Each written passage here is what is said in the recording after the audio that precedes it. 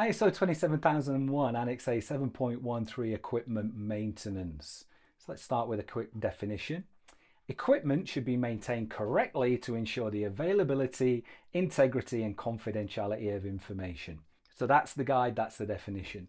What is it that you need to do? You need to ensure that equipment that you have is maintained in line with contracts, maintenance guides, warranties, best practice, anything that you have been provided. And you need to maintain records and evidence of maintenance. So let's give you some examples in here. A huge amount of this is going to be placed, on third parties for the smaller organizations that are fully remote, for smaller organizations that are reliant on cloud-based services. But let's have a look in here. So maintaining equipment.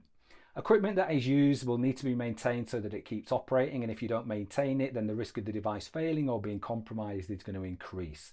It's as simple as following the manufacturer's guidelines for maintenance of your equipment. Manufacturer's guidelines. To meet the control, you would, as with everything, operate any equipment and maintain it in line with the manufacturer's guidelines. So usually that's professional maintenance, right? Usually you're not doing that yourself. Usually there is part of some kind of warranty or maintenance or service contract. It is included in there, and a professional is going to maintain that on your behalf.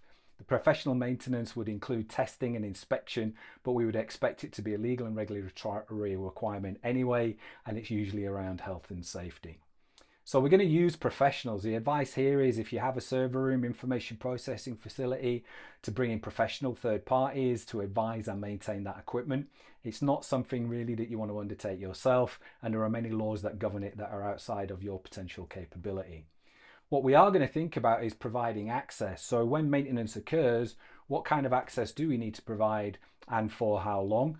This relates back to the other tutorials that we've done on access control. If this is physical access, then we're coming into the physical security controls that we've just covered under Annex A7 in the earlier tutorials. If this is remote access and digital access, then this is looking at the Annex A tutorials that we did on access control earlier and providing third parties access to our environment and the process that goes around that. How we approve that, how we grant that, the time frame that we grant it for, how we revoke that, and how we remove those accounts from our system. So revert back to those.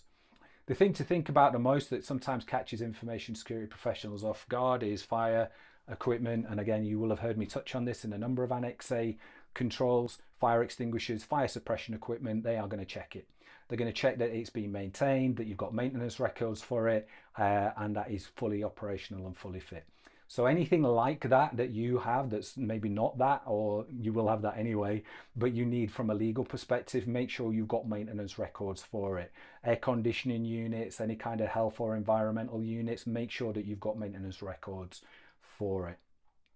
So very nice and easy, right? Maintain your equipment in line with warranty, in line with guidelines, in line with what you need to do. Bring in the professionals to do that maintenance and keep your maintenance records, and you are going to be absolutely golden. You're going to understand that this is primarily focused on processing and data processing facilities, and whilst you may be asked around your endpoint devices, it is usual that this relates mainly to things like networking and network devices and servers and server farms and server devices and all of the environmental controls that we've already touched on.